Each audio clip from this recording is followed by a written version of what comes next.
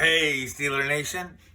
Welcome back to the Steeler Wade Show. My name is Jake Wade, and another rainy day here in Southwest Michigan. But the big news is Steelers pick Broderick Jones, the tackle from the University of Georgia. How do y'all feel about this? If you would, please press like, and if you want to hear more, press subscribe. I will be honest with you, I was deflated. I mean, I think I had worked myself up into I just got so excited. And when, it was crazy, because I'm in my room watching it, and I'm like, babe, they just traded, the 14th, they went up to the 14th, they traded with the Pats. And she's like, oh yeah? Like, that's how she answers, she don't care. Oh yeah? And I'm like, yeah. So I'm sitting on my end of my bed, and she's not that far away from me, and I said, just don't be Broderick Jones. And then he said, oh, we picked Broderick Jones. And it just kind of like, And I was planning on staying awake for the whole thing, and 5 o'clock comes early, and 4 o'clock, whatever. But I went to bed not feeling that great. I wasn't able to get on these other guys' chats or anything like that, because I knew I was just gonna be a pissy mood, and say shitty things. And I'd rather be positive when I get on these other guys and funny or something like that. Try to make somebody smile. So I just kind of went to bed, and I was at work. I went to work this morning. I was able to go in an hour late. I had cleared that with my boss, because I start so early and an hour commute.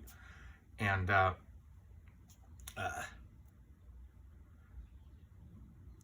woke up, and I'm putting in door frames right now in a assisted living complex, and I'm on my ladder building these frames and up and down this little 4-footer, and I'm just like, why are you so mad? Why are you so weird? I wasn't mad.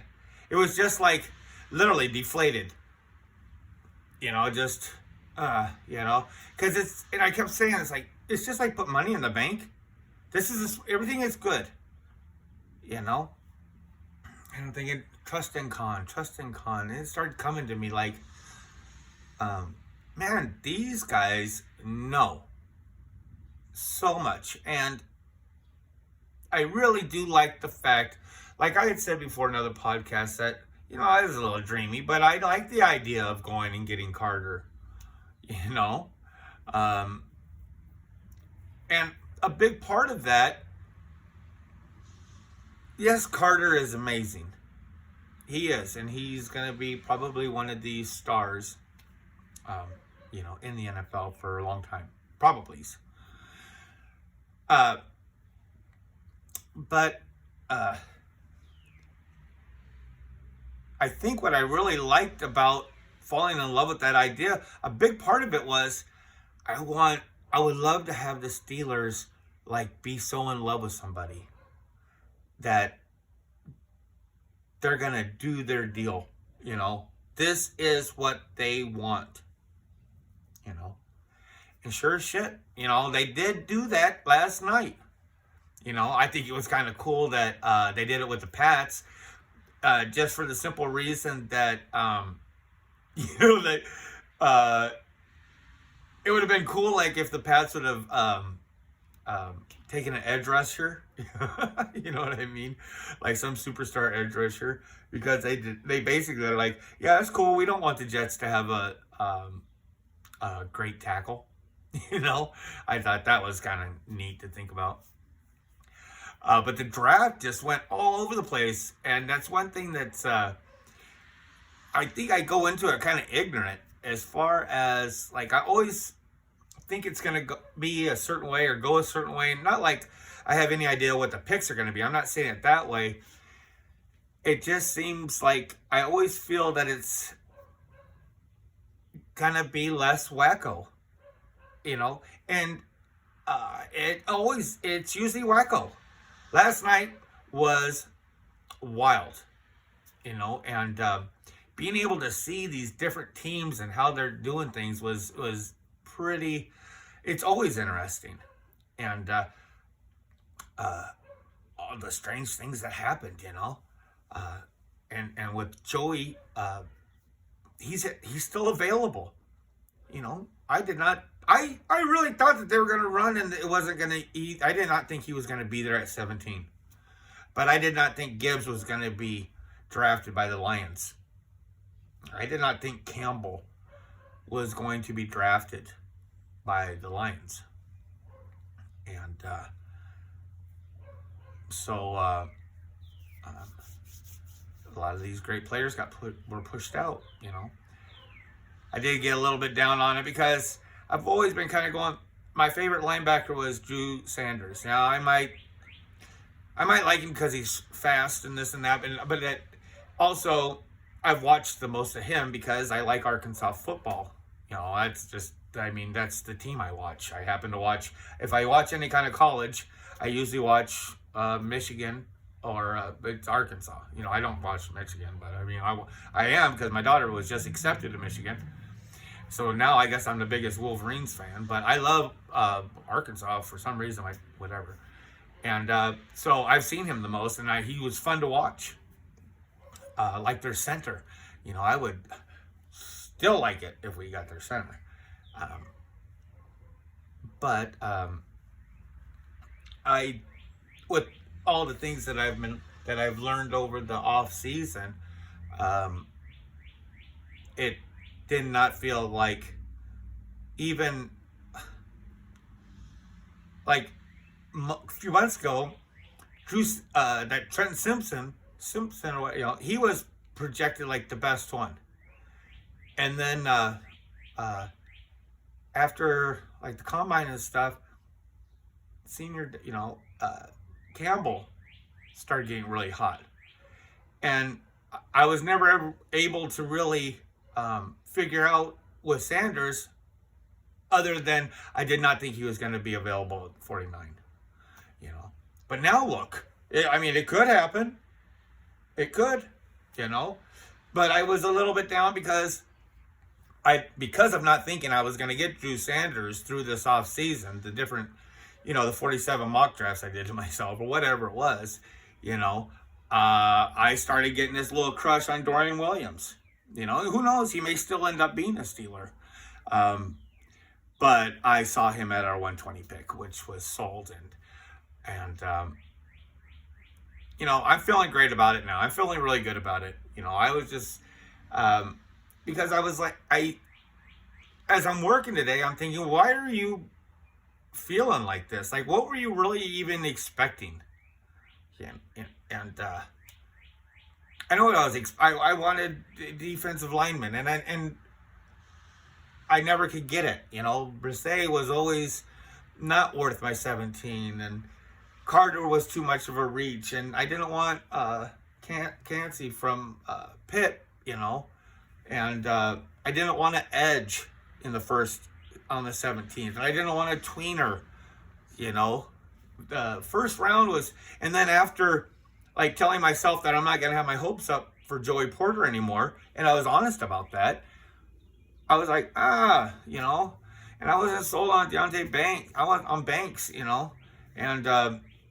I wanted more of a specific type cornerback, one that had a certain skill set that may not be that well-rounded. It's cool, but get somebody in free agency that's well-rounded. I want to get somebody that is a badass at one thing and get him, well, not at 120 anymore, but get him at 80 or something, you know what I mean?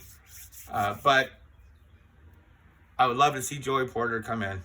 I think it'd be really hard on him being a Steeler, but what a great place for him to be. And, you're going to get into the fire, you might as well, it's going to be either you're great or not, right? Either you're great or not. Your dad was great. If we did pick him, it sounds like we have our work cut out for us as far as making these. Say if we get Porter at 32 and we have Jones, we have our work cut out for us, our specific coaches and trainers, to professionalize these two men. I'm predicting we get Joey Porter Jr., unless they trade the pick back and then, which they could, try to get back some of that fourth or a couple fifth. I don't know how, I don't know the charts, but I'm feeling good about it. I hope you feel good about it. If you don't, I hope you feel better about it later. He's so young. He's so young. And when I've been doing things like looking up players, you'll see like 1,000 snaps and 1,000 this many snaps and stuff like that, And Broderick Jones doesn't have that. So there's a learning curve. I mean, as far as, that by the end of the next season, he should be in really good shape, And I like the idea of having depth. I've gained a more appreciation for depth, I think, this year than many other years, just because of what happened to just seeing what happened to San Francisco, with their quarterback situation, and with us, with TJ, it was, I don't want that big of a drop off, It wasn't, because we didn't have that when it was him and Bud, and one of them would get hurt, because one of them, would get hurt a little bit. I'm not saying Watt is injury prone. I'm just saying people get hurt. When Alex was a rookie in his second year, it was cool how he was in just a little bit. It wasn't like something like, oh man, this guy's awful, And so I'm gonna cut this off. You never know. Drew Sanders may be there at 49. I don't think I'm going to get my crush Darnell Washington at 32. But, man, when you do, whoa. Can you imagine just getting two Georgia guys on the left? Stop. Just stop it. Can you imagine Darnell Washington? Like, when I was watching Darnell Washington, I don't know what the offensive formation is. But there's this thing that he runs, that Georgia would run, where he would he's not to the side of the tackle. He is kind of behind the tackle a little bit.